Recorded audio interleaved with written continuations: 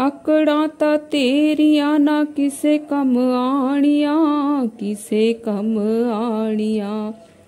सोनिया ए सूरता मिट्टी च मिल जानिया, मिट्टी च मिल जानिया। सीधा चल पे प्रभु वलरा, तू अड़िया न कर मन वे। है नी जिंदड़ी दा कोई भी बसा, तू वदिया न कर मन वे। रावण हंकारी नू सी थोड़ केड़ी गल दी, थोड़ केड़ी गल दी। पौड़ देवी आके उनु पखा सी फिर चल दी, पखा सी फिर चल दी। लंका सोने दी हो गई तवा, जीवे कीवे जल बल वे।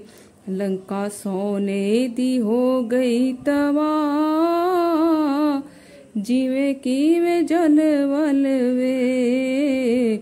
सीधा चल पे प्रभु वलरा, तू अड़िया न कर मन वे। आप सभी प्रेमी भक्तों को हमारी तरफ से जय श्री राधे।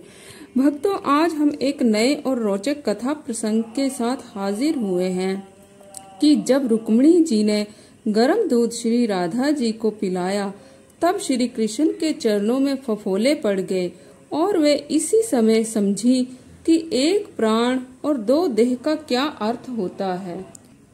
महारानी रुक्मिणी जी बहुत आग्रह करके श्री राधा जी को अपने शिविर में ले आई। अच्छा हुआ कि ललिता जी भी साथ आ गई, अन्यथा इन कीर्ति कुमारी को संभालना कोई सरल नहीं है। इसे महारानी शीघ्र समझ गई।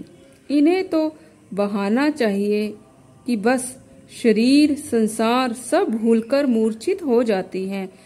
इनके सुदीर्घ लोचन बरसते ही रहते हैं।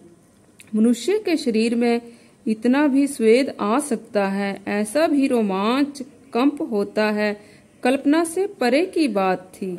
श्री कृष्ण की पटरानी के लिए, सखी ये द्वारिकाधीश तुम्हारे प्रेम का स्मरण करते ही व्याकुल हो जाते हैं।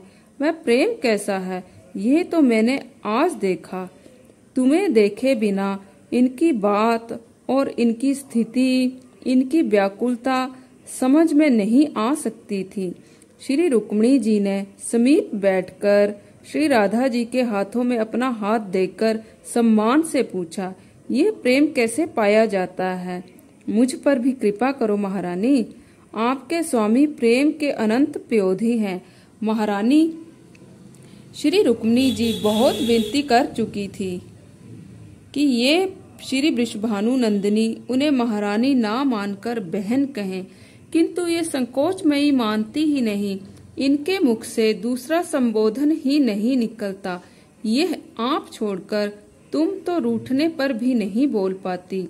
आप तो उनकी पटरानी है, मैं आपको क्या बतलाऊंगी। श्री राधा जी ने कहा, वे अकारण कृपालु, अन्यथा मुझ गांव वाली गोप कन्या में क्या है? प्रेम की तो गंध भी मुझ में नहीं है। वे स्वभाव से परम उदार, जिसे अपना लेते हैं। इतना भी किसी प्रकार वे कह गई, यही बहुत था। श्री ललिता ने मूर्छित होती अपनी सखी को संभाला। यह लोकोत्तर सौंदर्य और शील, प्रेम की यह प्रकाष्ठा और ये अभिमान नगंध शून्यता। महारानी रुक्मिणी विभोर हो कुछ कहने लगी थी, किंतु ललिता जी ने उनके चरण पकड़ लिए कि वे कुछ ना बोले तो अच्छा है। उनकी सखी अपनी प्रशंसा सुनने में अत्यंत असमर्थ है। इस समय उनकी स्तुति में कुछ कहा गया तो उनकी व्याकुलता उपचार से बाहर हो जाएगी। महारानी रुक्मिणी ने फिर कुछ नहीं पूछा। पूछने को कुछ था भी नहीं। श्री कृष्ण प्रेम पर वश हैं, यह वे भली प्रकार जानती हैं, और विशुद्ध प्रेम की ही कोई प्रतिमा बने तो ये कैसी होगी। आज इनके दर्शन समक्ष और प्रत्यक्ष हो गए। सच्चे मन से पूरे प्रेम और स्नेह से महारानी स्वयं श्री राधा के सत्कार में लगी रहीं। सबसे बड़ी कठिनाई ये थी कि उनकी अल्प सेवा भी स्वीकार करने में श्री राधा बहुत अधिक संकुचित हो रही थी। अतः अपनी प्रबल उत्कंठा को दबाकर उन्हें विदा करना पड़ा उनके शिविर में। अन्यथा महारानी तो चाहती थी कि कम से कम जब तक यहाँ रहना है वे इसी शिविर में रहें और उनकी समस्त परिचर्या स्वयं महारानी को करने का सौभाग्य प्राप्त हो। इसमें संदेह नहीं था कि श्री राधा की सेवा कर पावे तो उनको स्वामी का बहुत अधिक प्रेम स्वतः प्राप्त हो जाएगा। श्री राधा विदा हो गई तो रात्रि में महारानी अपने आराध्य की सेवा में अत्यधिक उल्लास लिए पहुंची। वे राधा के सौंदर्य, शील, संकोच की चर्चा करेंगी और श्री द्वारिकाधीश आज तन्मय होकर सुनेंगे, प्रसन्न होंगे। और महारानी रुक्मणी कुछ कहना भी चाहती थी, यही स्मरण नहीं रहा। स्वामी के चरण लिए अपने हाथों में और व्याकुल हो गई। आपके चरणों में ये फफोले कैसे? किसकी पुकार पर आप नंगे पैर दौड़ पड़े थे? महारानी रुक्मणी जानती हैं कि कोई पुकारे तो उनके स्वामी को अपनी सुध नहीं रह जाती और न गरुड़ स्मरण आते हैं। आज के जैसे फफोले तो इनके चरणों में मैंने कभी नहीं देखे। क्या हो गया आज आपको?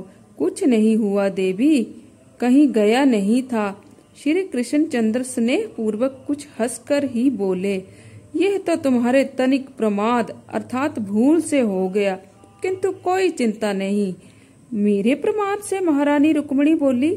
महारानी ने अत्यंत आश्चर्य से पूछा, ये अपराध मुझसे हुआ? अपराध नहीं, केवल किंचित प्रमाद। श्री कृष्ण ने प्रियतमा पत्नी का हाथ अपने हाथों में लिया। तुमने वृषभानु नंदिनी को अर्थात श्री राधा जी को जो दूध पीने के लिए दिया वह ठीक शीतल नहीं हुआ था अर्थात ठंडा नहीं हुआ था। तुम्हारे हाथों से दिया गया, अतः उसे मेरा ही दिया हुआ समझकर मैं पी गई। मैं समझी नहीं स्वामी, रुक्मणी जी ने नेत्र भरकर पूछा। उनके प्रमाद से उनके इन आराध्य चरणों में ये फफोले पड़ गए। मेरे चरण उनके हृदय में सदा स्थिर निवास करते हैं। श्री कृष्णचंद्र ने यह बात स्पष्ट की। वह गर्म दूध श्री कीर्ति कुमारी के लिए असहनीय था। उसका ताप इन चरणों पर भी तो पड़ता। ओह महारानी रुक्मणी जी उन चरणों पर ही मस्तक रखकर फूट कर रो पड़ी। आज वे इस समय समझ सकी कि एक प्राण और दो देह का क्या अर्थ होता है। उनके आराध्य, उनकी वृषभानु नंदिनी में कितना अभेद है। इन्हें भी उनके शील संकोच का वर्णन सुनाने की इच्छा कर रही थी। श्री राधा तो ब्रजांगनाओं की मुकुटमणि है, किंतु महारानी रुक्मणी को तो लगा कि ब्रज के शिविर में जो भी आए हैं, स्त्री पुरुष युवा वृद्ध, सब विशुद्ध प्रेम की प्रतिमा है। त्रिभुवन में कहीं उनकी तुलना नहीं।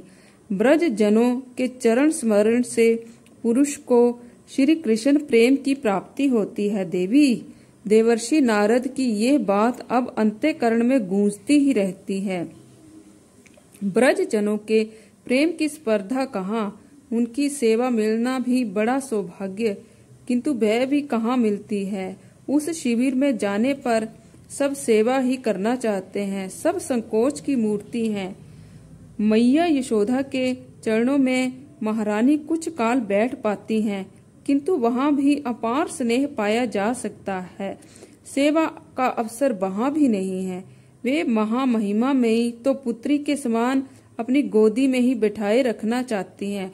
भक्तों, आज के लिए बस इतना ही। कल पुनः आपसे भेंट होगी, तब तक के लिए जय श्री राधे।